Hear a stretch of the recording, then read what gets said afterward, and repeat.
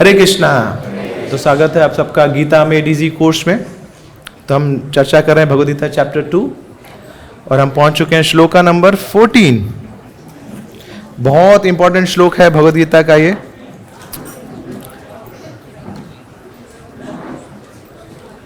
तो मेरे पीछे आप दोहराइए।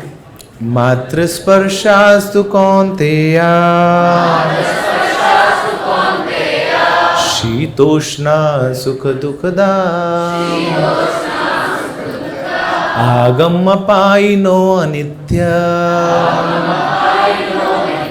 तान तितिक्षुष भारता। एक बार और बोलते इसको। मातृ स्पर्शास्तु कौन्तेया शीतोष्णा सुख दुखदा आगम पाइनो नित्य तान तितिक्षुष भारता। अनुवाद पढ़िए। हे कुंती पुत्र, सुख तथा दुख का क्षणिक उदय तथा कालक्रम में उनका अंतर्धान होना सर्दी तथा गर्मी की ऋतुओं के आने जाने के समान है।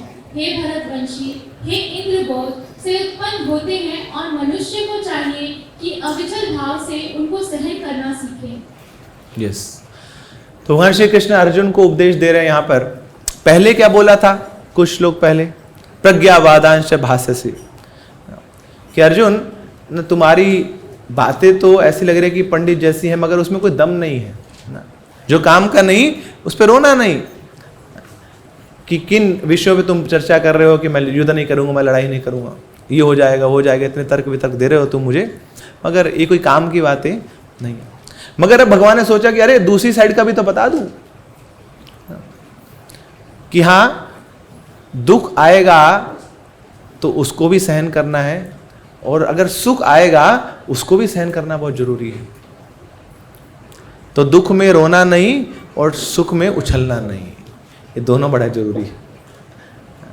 तो जो अगर सुख में आप उछलने लग गए और दुख में रोने लगे तो फिर कोई गति नहीं है आपकी। तो दूसरी साइड का भी भगवान अर्जुन को समझा रहे हैं। तो दो चीजें बड़ी इंपॉर्टेंट यहाँ पे बता रहे हैं। पहला अवेयरनेस और दूसरा एक्शन। अवेयरनेस क्या है कि अगर सक्सेस आया तो वो टेम्परेरी है, और अगर फेलियर भी आया वो भी टेम्परेरी है। So this is the awareness. ये ज्ञान के चक्षु खोले भगवान ने अर्जुन के, कि जो भी चीज आपके पास आ रही है वो क्या है, वो सीजन्स के समान है। सीजन आता है चला जाता है ना। आगम मतलब आना, अपाइनो मतलब चले जाना। तो जैसे सुख आता है सुख चला भी जाता है, ऐसे ही कैसे जैसे अलग अलग जो सीजन हैं वो आते हैं और चले भी जाते हैं। तो ये दोनों ही चीजें बड़ी टेम्परेरी है।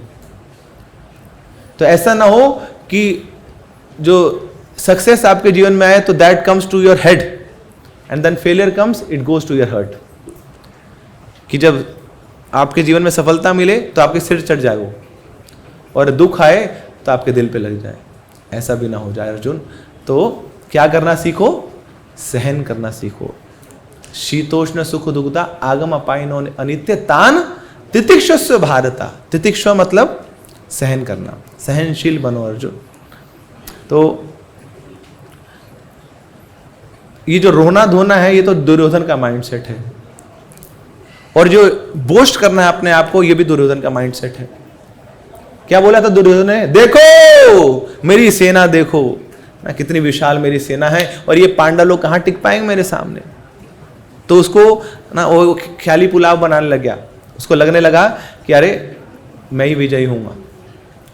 तो अभी युद्ध हुआ ही नहीं है, उससे पहले अपने विजय की घोषणा वो कर रहा है।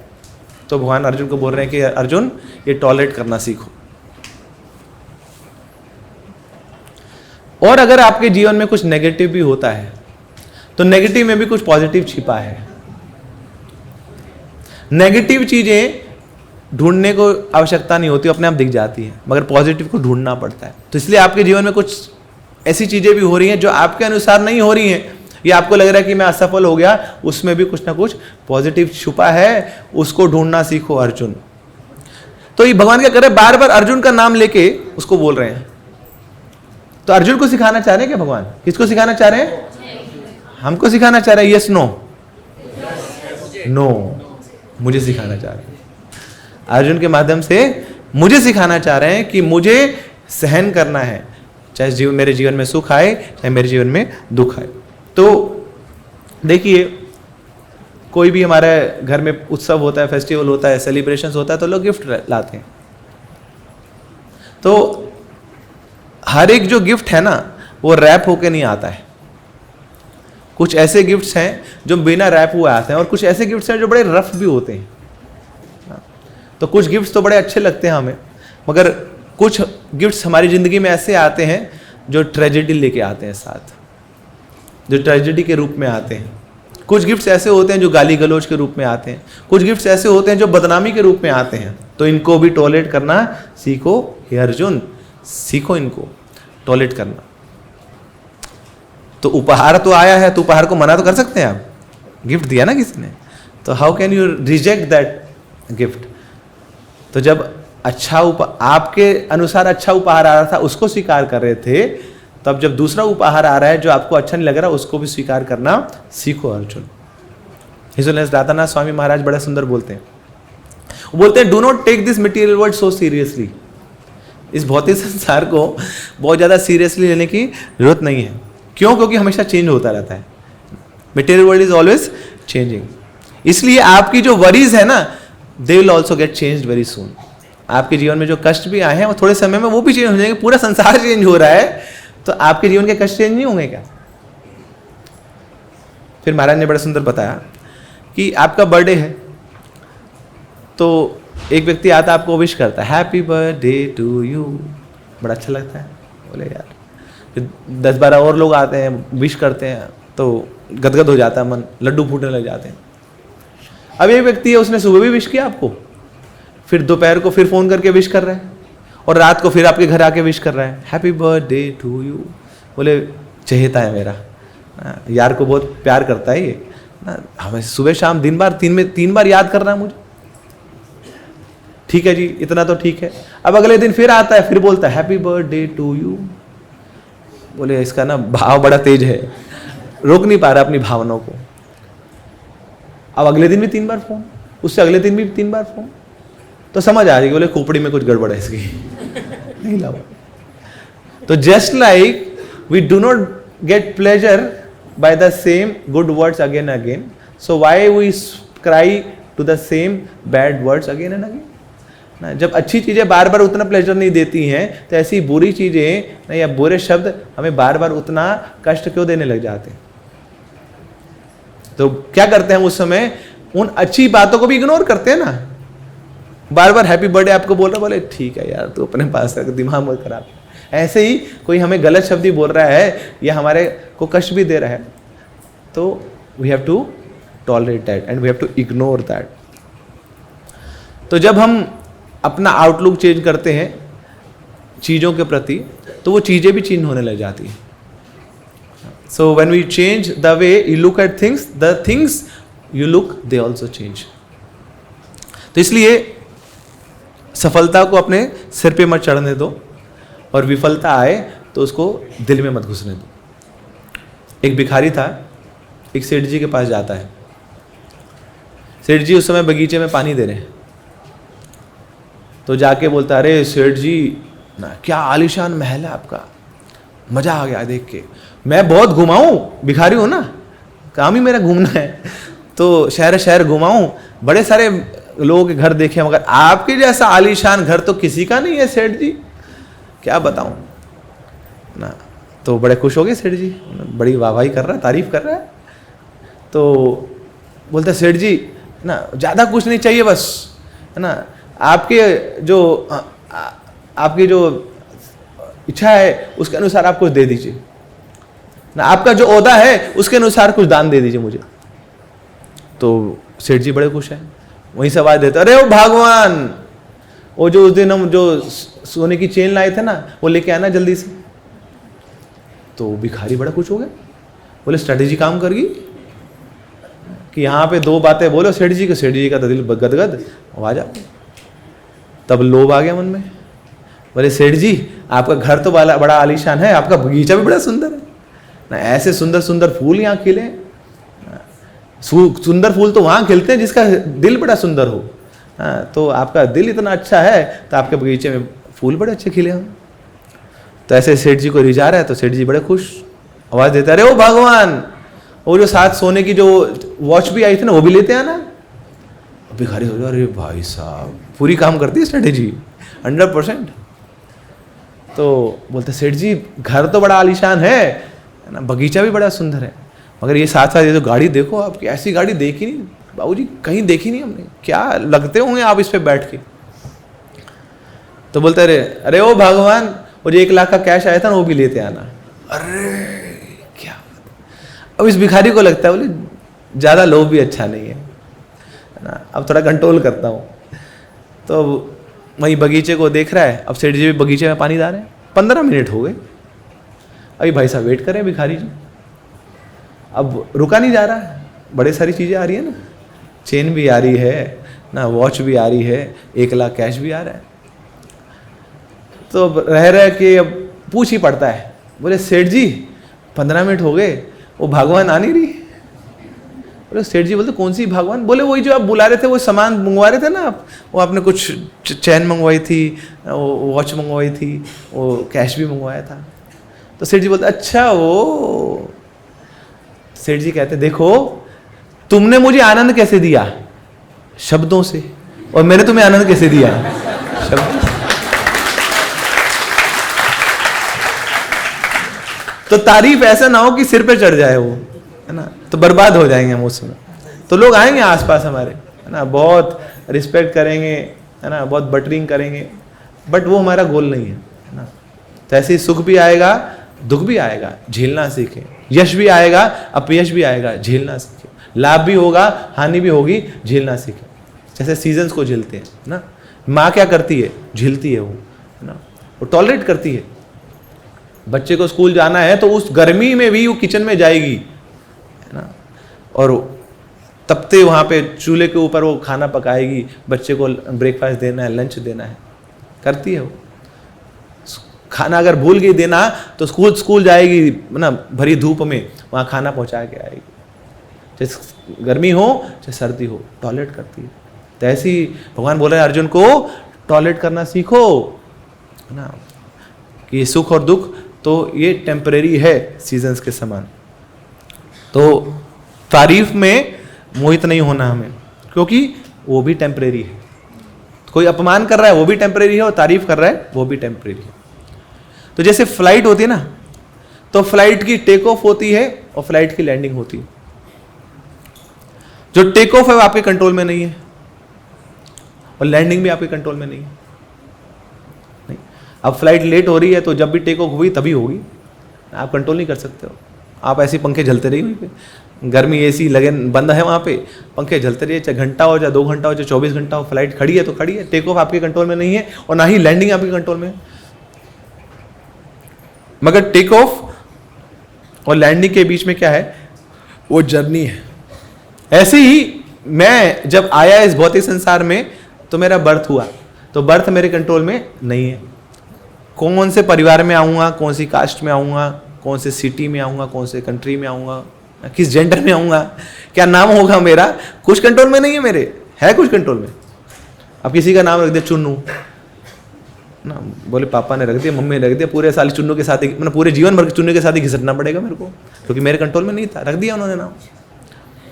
तो बर्थ मेरे कंट्रोल में नहीं है, और ऐसी जो मृत्यु होगी वो कंट्रोल में नहीं है।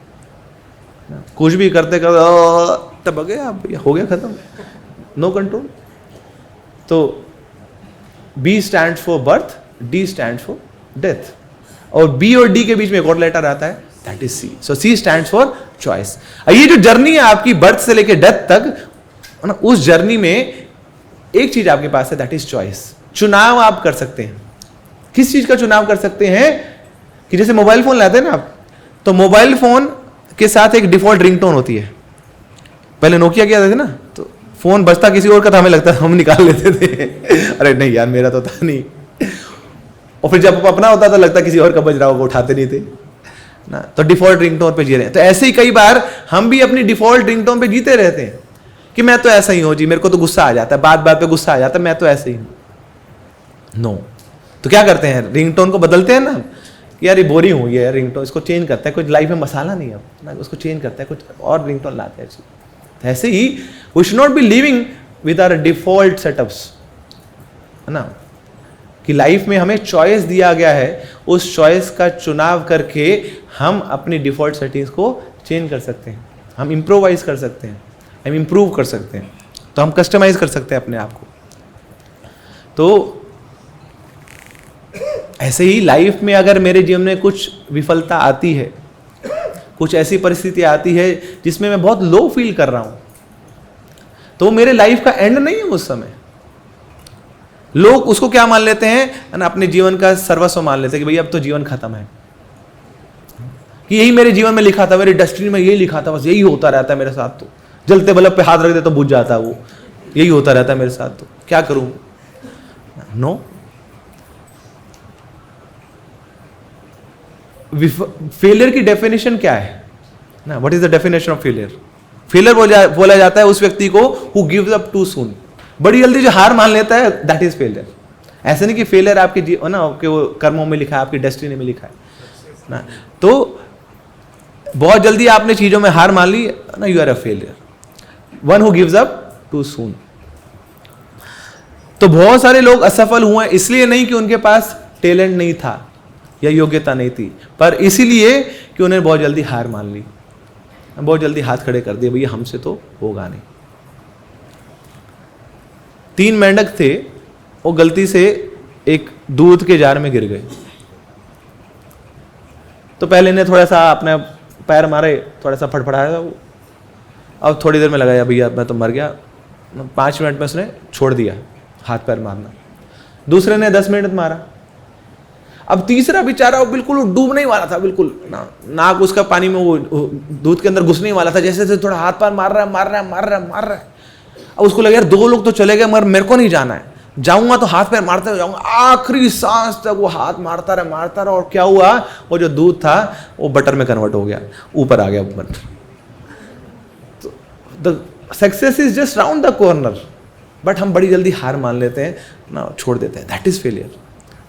तो ऐसे ही भगवान हमारे समक्ष ऐसी परिस्थितियों को क्रिएट करते हैं, अगर भगवान हम चाहते हैं कि हम उनसे जूझें, हम हार ना माने। तो ऐसे ही जीवन में सुख भी आएगा, दुख भी आएगा ना, कुछ ऐसी परिस्थिति आएंगी जो हमारे लिए बड़ी फेवरेबल है और बड़ी विपरीत प्रतिकूल परिस्थितियां भी आएंगी। उस समय भी क्या करना है, टू टॉलरेट करना सीखो हे अर्जुन। तो ये जो स्टबन रिफ्यूजल है ना to give up, that is real success. तो हमारा पूरा जीवन एक जर्नी है।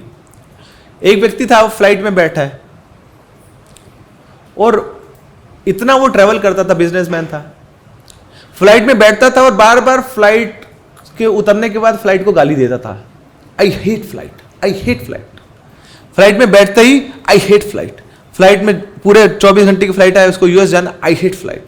फ्लाइट से उतरने के बाद आई हेट फ्लाइट, क्योंकि कुछ करने को नहीं है, खाली बैठा हूं, बोर हो रहा हूं, कुछ मेरी जो फ्रीडम है वो खत्म हो गई।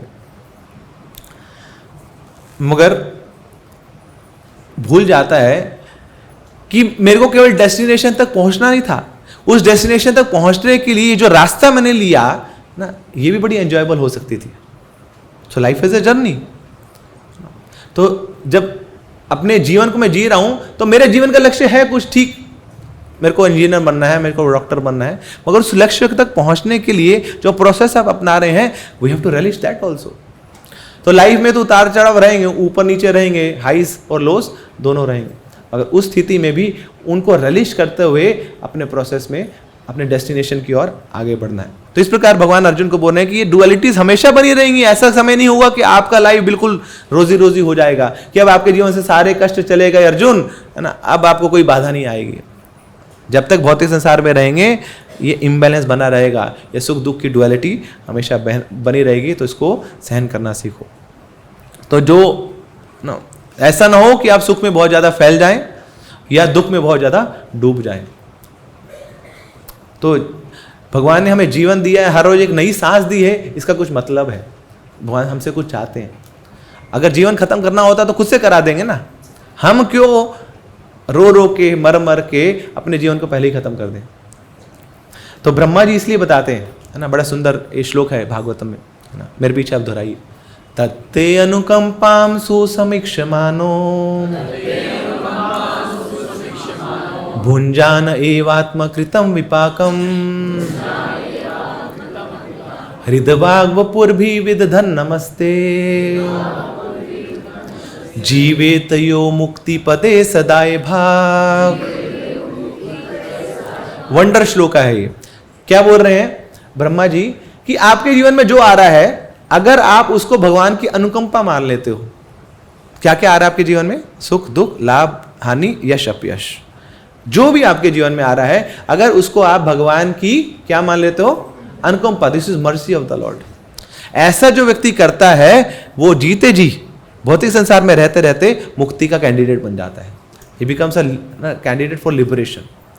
तो हैं भौतिक संसार में आप, और आपके जीवन में दुख भी आ रहे हैं, उसके बावजूद आप कहें आप मुक्ति के कैंडिडेट हैं। क्यों? क्योंकि आप उसको क्या कर रहे हैं, सहन कर रहे हैं।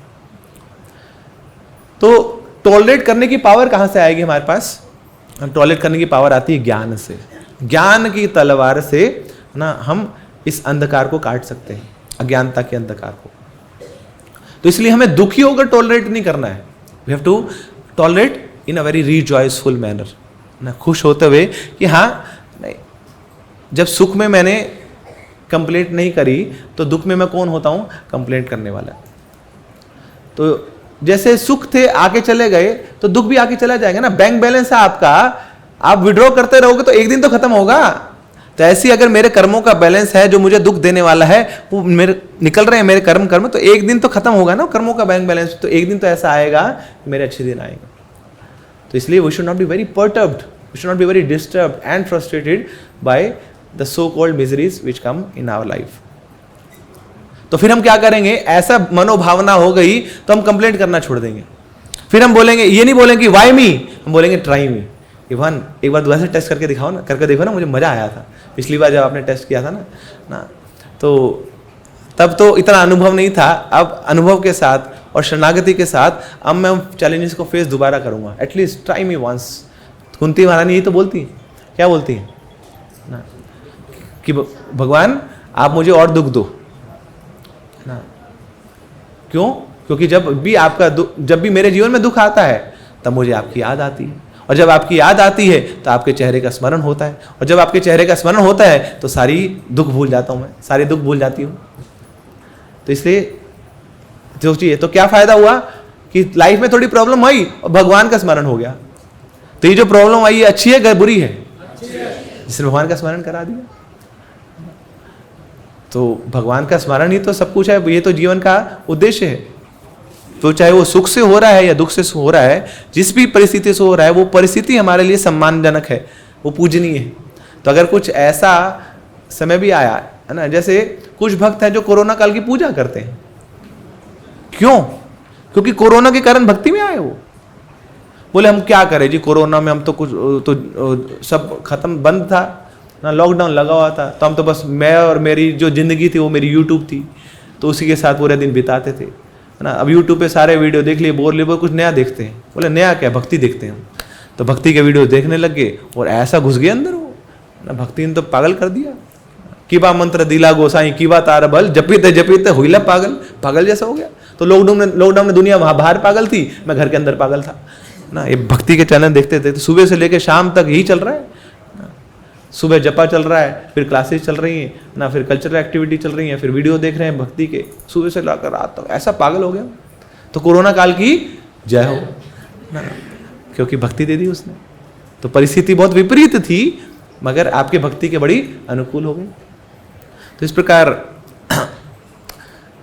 भगवान क्या बोल रहे हैं, मात्र स्पर्शास्तु कौन्तेय, है ना, कि ये जो सुख और दुख हैं स्पर्श के भांति हैं, है ना, ये तो केवल सीजन्स की भांति है। तो इसलिए बहुत ज़्यादा इनसे परेशान मत होइए आप। तो प्रभुपाद जी, है ना, कृष्णा बुक में बड़े फेमसली ये बात बोलते हैं टॉलरेंस के बारे में। प्रभुपाद जी बोलते हैं one's greatness is estimated by one's ability to tolerate provoking situations.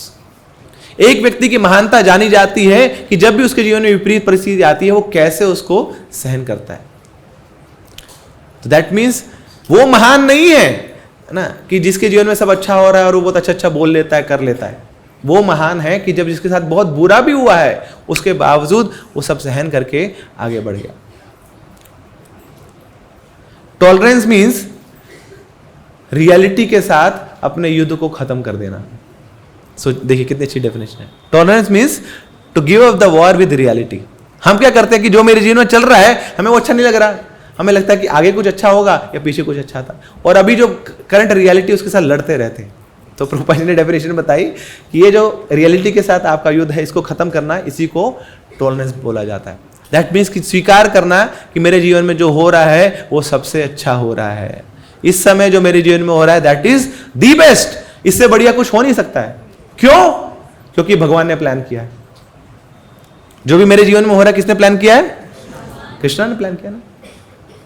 तो who is more intelligent, Krishna और मी? हम लोग अपने प्रेजेंट को देख के अपना फ्यूचर प्लान करते हैं, मगर भगवान हमारे फ्यूचर जानते हैं, वो देख के हमारा करंट प्लान करते हैं। तो कौन सा बेहतर है? Krishna knows our future and he has planned our future, और उसको देख के हमारा जो भी प्रेजेंट में रियलिटी चल रही है वो हमारे साथ बीत रही है। मगर हम अपनी प्रेजेंट रियलिटी को नेगेट करते रहते हैं, इसलिए हमेशा परेशान रहते हैं। तो होता क्या है कि जब भी कुछ गलत परिस्थिति आई तो हम गलत रास्ता पकड़ लेते हैं, और गलत रास्ता पकड़ने के कारण फिर हमारे अंदर नेगेटिव वाइब्रेशंस आने लग जाती है। अब आपको पता है कि गलत रास्ता आपने पकड़ लिया है, और उसके बाद आप गुस्सा करेंगे, तो क्या गुस्सा करने से या किसी को गलत बोलने से आप सही रास्ते पे आ जाएंगे?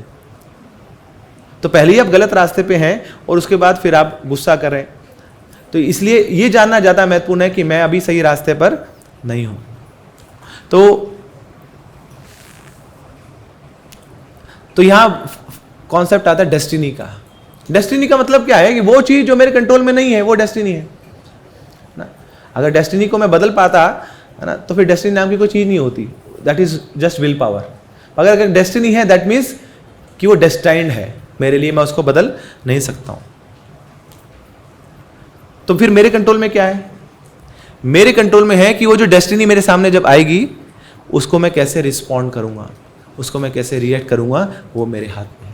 तो destiny may not be my control, but मैं उसको कैसे रिएक्ट करता हूं, कैसे रिस्पॉन्ड करता हूं, वो मेरे हाथ में है। तो हमें क्या करना है? We need to take right steps even in wrong conditions. कि बेशक मैं अभी गलत परिस्थिति में हूं, मेरे साथ कुछ गलत घट रहा है, मगर उस स्थिति में भी मैं सही डिसीजन ले पाऊं। इसलिए रूप गोस्वामी बताते हैं उत्साह निश्चयात् धैर्यात्, कि धैर्य होना भी बहुत आवश्यक है जीवन में। महाभारत में एग्जाम्पल मिलता है कर्ण का। रॉयल परिवार में उसका जन्म हुआ, तो मगर बड़ा हुआ कहां पे? मछुआरों के साथ।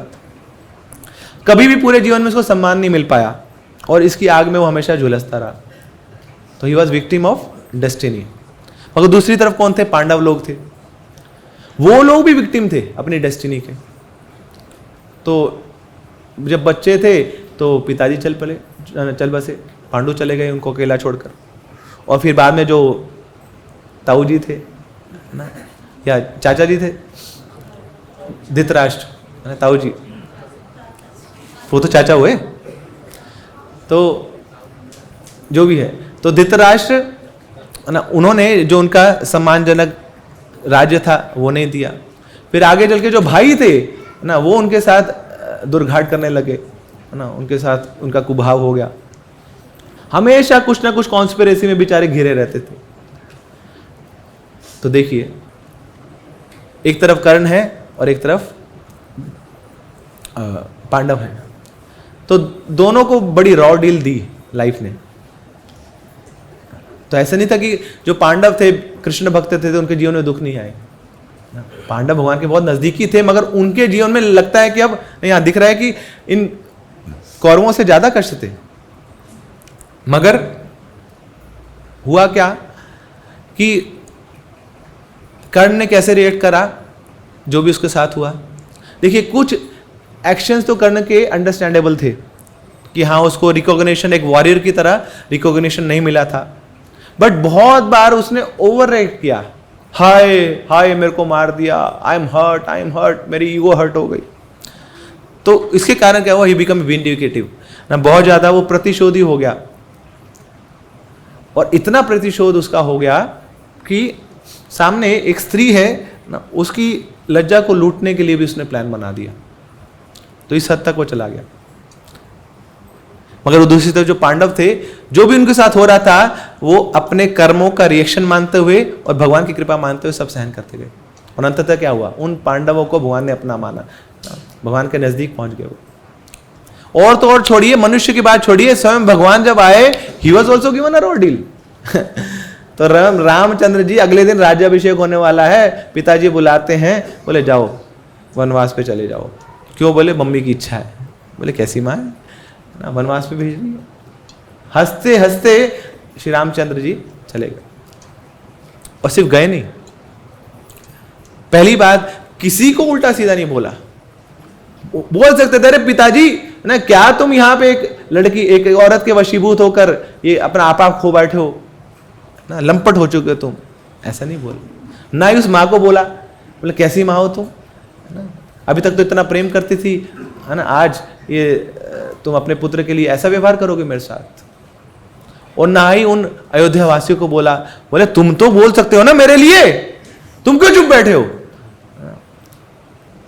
तुम्हारे यहाँ राजा का ऐसा यहाँ पे उसको निरादर किया जा रहा है ना, तो you should fight for me. कुछ नहीं किया। पता क्या किया रामचंद्र जी ने? जब आए उस कोप महल से बाहर निकले, तो वहां हर जगह तैयारी चल रही थी श्री रामचंद्र जी के राज्याभिषेक की। किसी को नहीं पता था कि अभी क्या हुआ अंदर, कि अब कल राम का राज्याभिषेक नहीं होगा, भरत का राज्याभिषेक होगा, किसी को नहीं पता था, मगर रामचंद्र जी को पता था। मगर यहाँ तैयारियां होनी है रामचंद्र जी के राज्याभिषेक की। तो वहां क्या किया, हथौड़ा लिया, और वहां पे जो टेंट लग रहे हैं, तंबू लग रहे हैं, वहां पे कीले गाड़ रहे हैं, सारे तंबू लगवा रहे हैं। तो अयोध्या वासी सोचे, बोले ज्यादा ही खुशी है इनको, कल इनका राज्याभिषेक हो रहा है ना, बोले इनको रुका नहीं जा रहा, और जल्दी से वो दिन आ जाए, जल्दी से सारे अरेंजमेंट हो जाए, मैं राज सिंहासन पे बैठूंगा।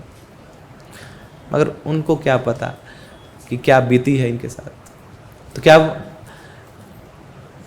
फिर किसी ने पूछा कि राम, उनको पता लग गया कि अब कल राम जी का राज्याभिषेक नहीं होगा, तो जाके पूछते हैं, बोले राम जी ना, आपके साथ ऐसा यहाँ पे इनजस्टिस हुआ है ना, आपको यहाँ से राज्याभिषेक तो छोड़िए, आपको वनवास में भेजा जा रहा है, और आप यहाँ पे तंबू गाड़ने में लगे हैं। तो राम जी बोलते हैं, अरे मेरा राज्याभिषेक नहीं हुआ तो क्या बात, मेरे भाई भरत का राज्याभिषेक तो होगा, और कल मैं वन में चला जाऊंगा तो उसमें जाने से पहले कुछ मैं भी तो सहयोग कर दूं अपने भरत का राज्याभिषेक के लिए। ये भाव, इतना इंजस्टिस हुआ, लाइफ ने ऐसा कुछ दे दिया उनको, उसके बावजूद मात्र स्पर्शा स्तु कौन्तेय शीतोष्ण सुख दुग्धा आगम अपायनो नित्य तान तितिक्षु भारत। कि भगवान अपने आचरण से सिखा रहे हैं कि कैसे हमें परिस्थितियों में सम रहना है, परिस्थितियों से प्रभावित नहीं होना है, और उनको सहन करना। So what is tolerance? Tolerance means keeping small things small and focusing on the big target. कि जीवन में बड़ी सारी ऐसी चीजें आएंगी, मगर वो सारी चीजें क्या हैं, बड़ी छोटी हैं, शरीर से संबंधित है। और शरीर क्या है? शरीर तो आत्मा के कंपैरिजन में बहुत छोटा है ना, उसका ओहदा बहुत छोटा है। कितने शरीर ले लिए ना एक आत्मा ने, एक आत्मा ने कितने शरीर लिए, तो देखिए उसका ना, उसका आत्मा की वैल्यू सोचिए। 84 लाख योनियां भी आप बोलिए तो 1:84 लाख, तो मतलब 84 लाख गुना ज्यादा तो वो शक्तिशाली है आत्मा शरीर से। तो शरीर की वैल्यू क्या है? तो इसलिए शरीर से संबंधित जो भी चीजें वो क्या है, बहुत छोटी है। So tolerance means keeping small things small and focusing on the main target. And what is main target? कि मेरे आत्मा का धर्म क्या है, तो वो धर्मा को फॉलो करना है ना। We have a dharma to follow, और उस धर्म में मेरा एक रोल है, ये बड़ी चीज है। उस रोल को समझना, उस रोल को अपनाना। तो इसलिए ये जो परिस्थितियां हैं, या ये जो थोड़ा सा कष्ट मिल रहा है शरीर से, अपने या दूसरों के शरीर से या दूसरों के वचनों से या परिस्थितियों से। कहीं ये ना हो कि छोटी छोटी चीज़ें मेरे को अपने लक्ष्य से ही भ्रमित कर दें, मैं भूल जाऊं कि मेरा लक्ष्य क्या था। So we need to keep on focus on big things by keeping small things small. तो इसलिए टॉलरेंस डज नॉट मीन कि हम अपने लिए खड़े ना हों। कई बार ऐसे बोलते ना, अरे भैया तो इसको कुछ फील ही नहीं होता ना, कुछ अपना विश्वास भी तो होता है, आत्मविश्वास भी तो होता है। अब हर चीज़ आप सहन करते रहोगे तो फिर आत्मविश्वास खो बैठोगे। तो टॉलरेंस डज नॉट मीन कि not standing for oneself, but tolerance means कि we should be knowing things what to fight for and what not. कि किस चीज़ के लिए युद्ध करना है वो तो बताओ। अब हर छोटी चीज़ के लिए मैं लड़ने लग जाऊँ, बोले आत्मविश्वास आत्मविश्वास, फिर तो जीवन खत्म हो जाएगा। तो कोई क्या चीज लड़ने योग्य है उसके लिए लड़े। हाँ, मुझे कोई भक्ति नहीं करने दे रहा उसके लिए लड़िए, ये आपका धर्म। मगर आपकी प्रमोशन नहीं हुई ना, इसके लिए क्या लड़ना है? That is very small thing. आपको किसी ने गाली दे दी उसके लिए क्या लड़ना है? That is very small thing. तो होगा क्या, वो गाली के चक्कर में आप फिर गाली करेंगे, फिर गाली गाली होगी ना, गाली गलोच होगा, फिर छापा छापी होगी, थापा थापी होगी, सब कुछ शुरू हो जाएगा ना, फिर माला नहीं होगी, फिर हरि का भजन नहीं होगा। तो इसलिए छोटी चीज़ों को छोटा रखें और बड़ी चीज़ों पे फोकस करें। तो इस प्रकार ये भगवान अर्जुन के माध्यम से हमसे अपेक्षा करते हैं। हम लोग क्या है कि हम लोग we live not for our commitments but we live for our feelings. कि मुझे इस समय कैसा लग रहा है ना, मैं उसी भाव में बह जाता हूँ। मंदिर आया था भक्ति करने के लिए, मगर यहाँ पे किसी भक्त ने कुछ बोल दिया, या मेरी बात नहीं मानी गई, या प्रसाद खत्म हो गया, या मुझे गुलाब जामुन नहीं मिला, अरे ऐसी चोट लगी ना अहंकार की, भूल गए। तो छोटी चीज़ों को छोटा नहीं रख पाए। आया किस लिए था मंदिर? हरि की भक्ति करने के लिए, हरि का भजन करने के लिए। कहाँ हम बातें करते हैं ना, कीर्तनीय सदा हरि, मगर यहाँ जो 2 घंटे की जो माला होती है वो भी नहीं कर पा रहे। क्यों? क्योंकि भाई मेरा दिमाग खराब है। किसने खराब किया? बोले इस्कॉन मंदिर वालों ने। तो क्यों खराब किया? बोले गुलाब जामुन नहीं दिया। तो कहां से कीर्तनीय सदा हरि होगा? तो त्रिनादपि सुनीचेन तरोरपि सहिष्णुना अमानिना मान देना कीर्तनीय सदा। कब होगा कीर्तनीय सदा हरि? जब तृण से भी छोटा मानेंगे अपने आप को, जब वृक्ष से भी ज्यादा सहिष्णु होंगे। पेड़ है वो खड़ा रहता है, सर्दी हो गर्मी हो बारिश हो ना, उसको परेशानी नहीं होती। मगर यहाँ पे गर्मी, कोई आग लगने की बात नहीं, छोटी सी चिंगारी कोई डाल देता है तो ना आग लग जाती है हमारे हृदय में। तो कैसे फिर हम अपने लक्ष्य तक पहुँच पाएंगे? लक्ष्य बहुत ऊंचा है हमारा, गोलोक धाम जाना है, तो ऊंचा लक्ष्य है तो हमारा वृक्ष भी ऊंचा होना चाहिए ना। इस वृक्ष का सहनशीलता भी बहुत बड़ी होनी चाहिए। तो इसलिए भगवान अर्जुन को बोल रहे हैं, मात्र स्पर्शा तू कौन्तेय। श्रीमद् भगवद गीता की, जगत गुरु श्रील प्रभुपाद की, ताई गौर प्रेमानंदे। Hare Krishna. Thank you very much.